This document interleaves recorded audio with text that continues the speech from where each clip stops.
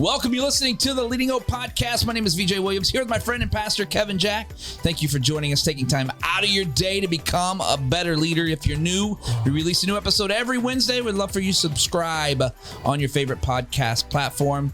Also, share this on Instagram, YouTube, all the good stuff. And then, hang out with us at leadinghope.online or send us a DM, answer questions, trying to get better and help everyone get better as a leader. And today we're continuing our conversation. This is episode 199. 199. One away from the big 200. 199. We're continuing this series on the 7 conversations around the top 7 leadership talks, principles, lessons. Yep. All those things, right? These are the top 7 ever that you've learned. That you've learned so far at the ripe age. How old are you now? 39. 39. Yep. Man, do you think when you turn 40 that these will be different? Let's hope. Okay. I'm just kidding. Radically different lessons at this point in time. The third conversation of the 7. Yep. Which is kind of the middle, but not quite. Oh, we're so close. So close to the middle. What would today's lesson be? Yeah, so I want to give the other ones. I kind of had this like lead-in story. Yeah. This is one that I feel like it sums up a lot of what we talk about and what we want to drive people towards. But the lesson is just simply this: the idea that the pain is rarely in the action. The pain is in the hesitation. And if I could just kind of give real simple analogy on this is, every once in a while, because of time, whatever else, I don't want to get into all it, but like our kids get shots. Okay.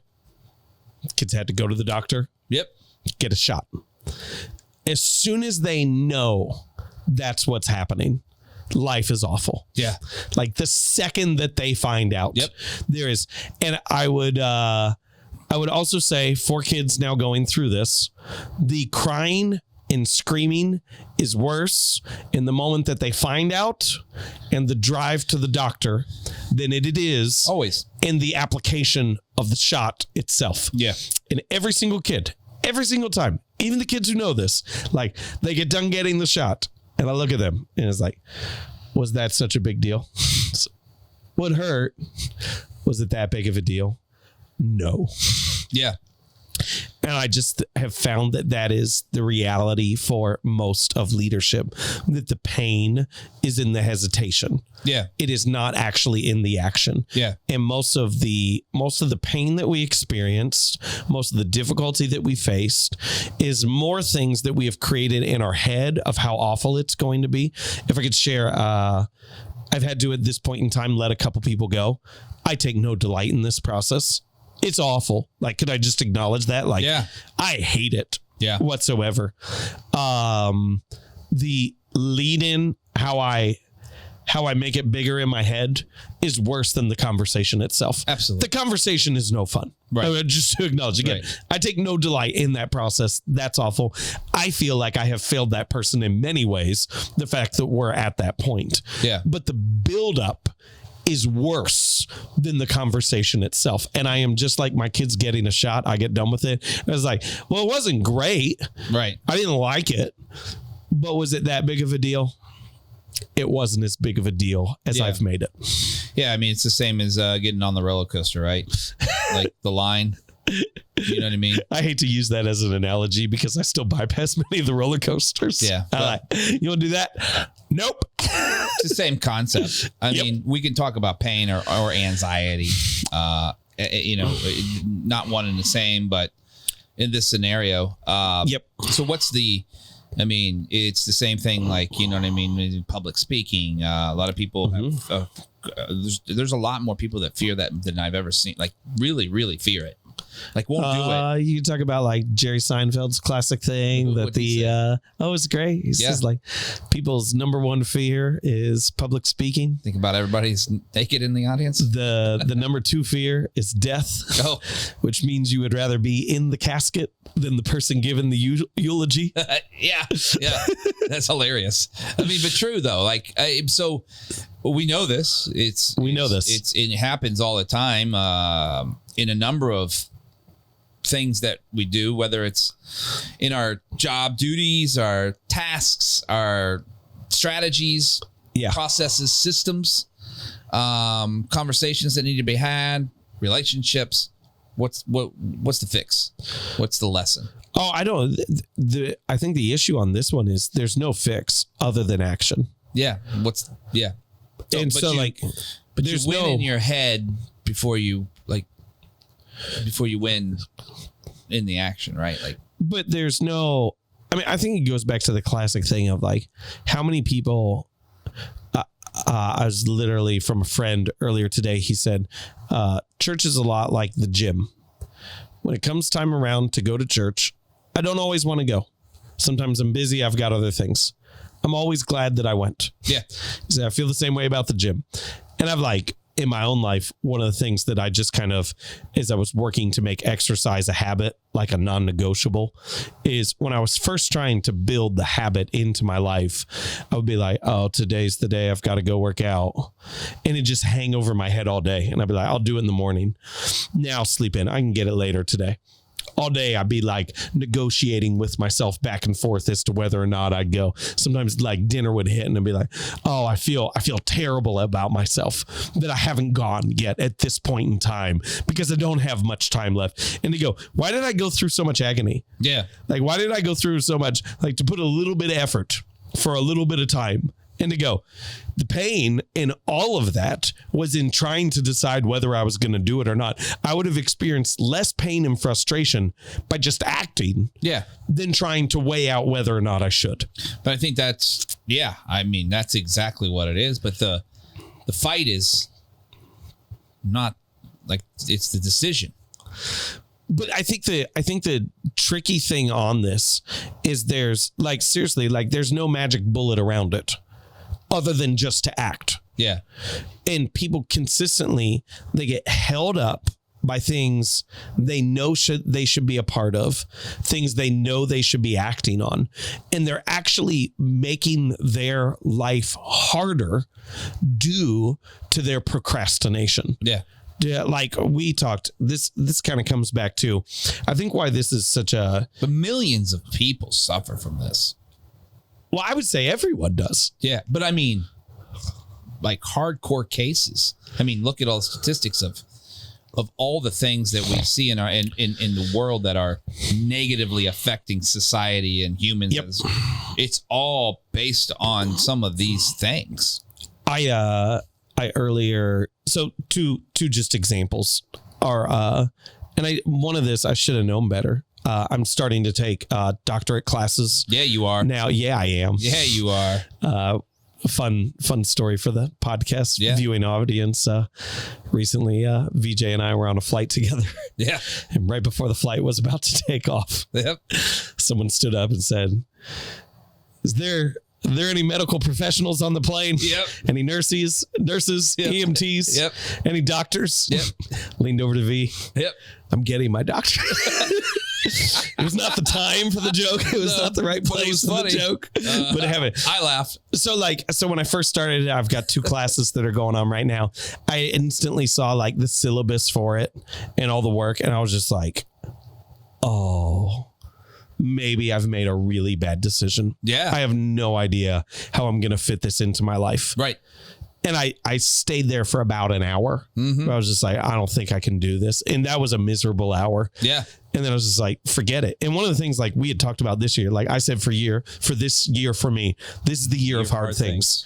I don't ask whether I'm going to do hard things. Right. I'm the kind of person who does hard things. Right. And what I was trying to do is I was trying to shorten that gap between my first realization that it was going to be painful and my action that I needed to take. Yeah. And in that gap is where the majority of the pain lies, from the time that you find out you're getting a shot. That's what I'm getting at. To you actually get a shot. Yeah. And so to say it is like the only way to close that gap is to act. Yeah. Yeah. And you can't act unless you've made that decision to act. Correct. Which is, again, like like what they say, like we go back to the gym analogy, like the heaviest weight in the gym's the front door. Oh, I've never heard that. Oh yeah. Like the heaviest weight in the gym is the front door. Right. And we have a title for the podcast episode. There you go. Yeah. The heaviest weight is the front door. Yeah. The heaviest weight is the front door. But that's for like you said, everybody, which is nobody is exempt from this lesson. So then, but it's how far that you said an hour, which is really quick. Most people would just agonize and may not even do it, like quit. True. You know, a lot of people quit way before they're like they need to quit. You know what I mean? It's not to go bring it back, and this is not we're not talking spiritually here, but I just want to bring it because I think this is important. Like people they will follow Jesus and they're all in, but then things will happen in their lives, and then they slowly stop coming or stop whatever they stop studying or following and reading and praying, and it's a slow drip. It's like an IV the wrong way. And I always tell them, like, it's, like Facebook timeline. God has it all figured out on the timeline, and we stop walking right before the blessing. It's good. And I'm like, and this is a little bit of that, which is, hey, don't kill yourself on this, like shorten the timeline. Yep.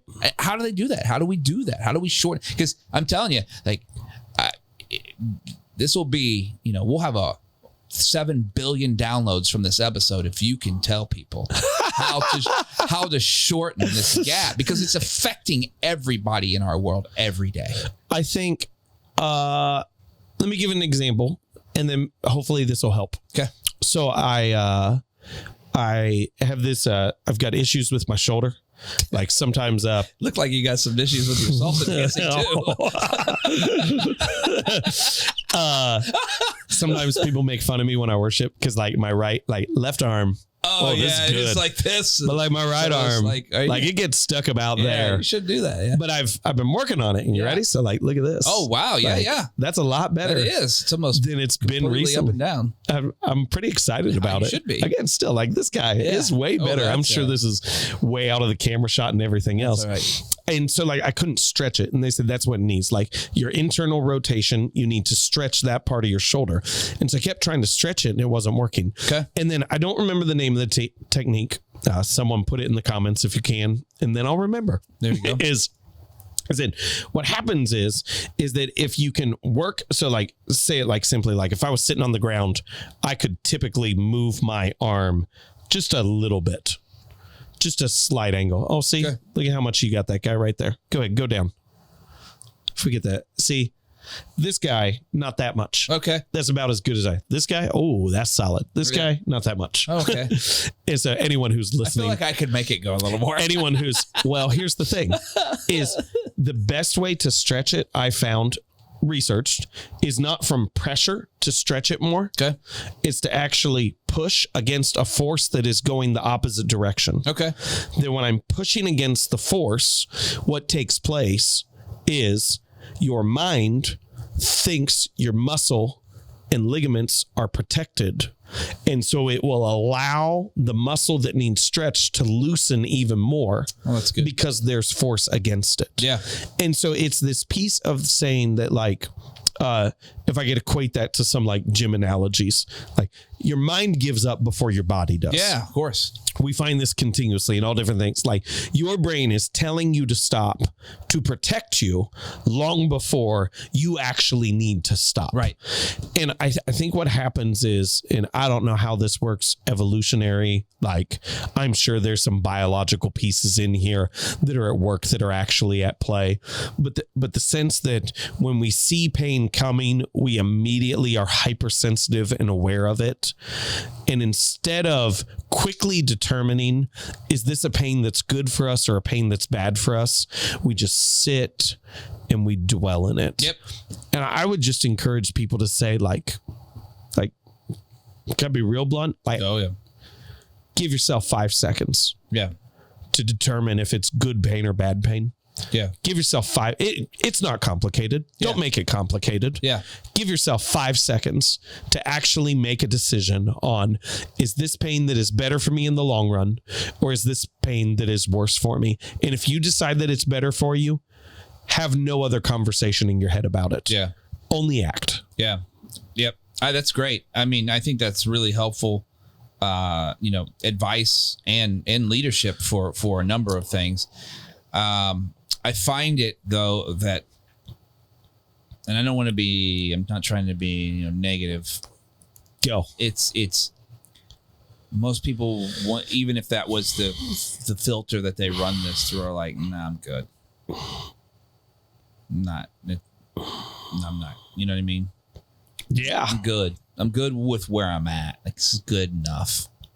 I'm good enough. I'm good enough. I don't need to go through the pain, because the pain is only going to get me a little bit more. Like, this is the fight that they have. And I don't think that's actually the case initially. Okay. I think it becomes what they convince themselves eventually. They convince themselves it's not worth it. But I believe wholeheartedly that within everyone, whether you confess it or not, is a God-placed dream. Yeah. Is a vision and a desire for your life. And so what we constantly wrestle against is our current state versus our future dreams that have been placed in us. And we negotiate our way out of what's best for us. Yeah. Like, I don't actually like the idea of the angel on one shoulder, the devil on one shoulder. I think you have an internal lawyer. Yeah.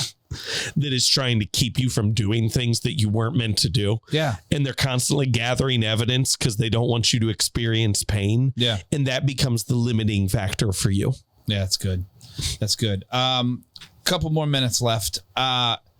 What is it like once you I mean, you say act. I think you're exactly right. What does that look like most of the time? Just when you say act. So I made a decision. All right, the pain is the pain. Yeah. And in order to get to through the obstacle or get to the next level, whatever that is, I've got to act. What did you do to act? I mean, that's an. I understand what you're saying. Yeah. No. I actually, it may seem obvious. Yeah. I ended my hour of frustration. Yeah. By putting on my task list when all my assignments were due. There you go. That's how I'm driven. Yeah. Some people may not be driven that way. Once it's on my list, it's not negotiable. Got it. Like, I just do it. And like, part of that is discipline that's been built up over the years. But like, if I've taken the time to say it's on the list, I don't have an option at that point in time. Gotcha. My workouts for the week, they're all on the list. Yeah. Because I knew as soon as they're on the list, I'm not going to feel complete until it's done. And I think that's like, maybe part of this is figuring out how you can trick your brain.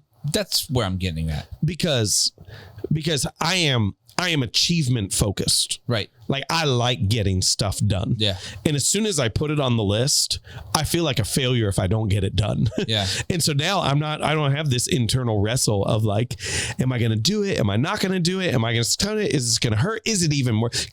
And I think this is what we do. Yeah. We go, am I going to do it? Am I not going to do it? Is it even worth it? Does it even matter? Maybe this is now bad for me. Because I can remember like waking up in the mornings for working out. I would convince myself and to go, you know what? I bet it'd start, I'm tired. I don't want to work out. I'm tired. I don't want to go to the gym. The gym's probably crowded. This is probably actually the worst use of my time to work out. I actually probably am so sleep deprived that it would be more healthy for me to stay in bed than it would be to get up and go work out. Yeah. And that's what we do is we take the hard things and we convince ourselves that we're better off not doing it. Yeah. All the time. I get the achievement thing. I'm with you with the achievement. I'm even more with the results. Like, I'm more results focused than anything else. Like, so like, I'm not going to, at my age, and this is the debate I've been putting on for a long time, is working out, right? Regularly. And I'm losing the battle, right? I'm losing the battle, but like, I'm not getting stronger. Important. Like, yeah, but like, I want to see results. I don't want to work out, 5 days a week and have a big belly. Like, I think that's stupid. I think that's a dumb thing. Like, why would you work out and still have a big belly? Like, that makes no sense to me. That the way you know what I mean? So like, if I'm going to do this, then I also have to change my diet. Like, they work, you know what I mean? And so now I'm again, it's the lawyer. I'm building evidence up against building a case of now you got to do another thing because you have to have multiple things happen if you put your time and investment into this thing. You know what I mean? So I think that's the game that we play with ourselves. I think you're 100% right. We overthink things that really aren't that complicated. And our mind builds a case around it to keep us from doing what we know is actually beneficial for us. Like, it's not complicated. It's not hard. I kind of want to call this episode "Kill the Lawyer" now, but I don't. Lawyer? But I don't know if we should. Probably not kill the lawyer. Stop listening to the lawyer. All right, great. Anything else you want to say for this? No, I just think that's my hope for people is to say, like, the pain is not in the action. The majority of the pain is in the hesitation. And the quicker you can close that gap, not only will you be further ahead, but you will experience less pain and frustration in your life. That's great. All right. Thank you for joining us. Episode 199. The front door is the heaviest weight. Thank you for being here and spending time with us today. Please subscribe on your favorite podcast platform. If you're on Apple Podcasts, make sure you rate and review or both. Won't believe how that helps get this podcast in the hands of so many more leaders just like you. Visit leadinghope.online, get updates, find out more about the Leading Hope community. Also, DM us if you can. If you have questions, concerns, anything that you want to talk about, we'd love to get back to you on that. And then, man, we just want to be part of your future as we get into these conversations every week, which is incredible to hear. So join us next week. It'll be the fourth, right? Fourth. All right. Everyone has 20 minutes to learn to become a better leader. Make it count.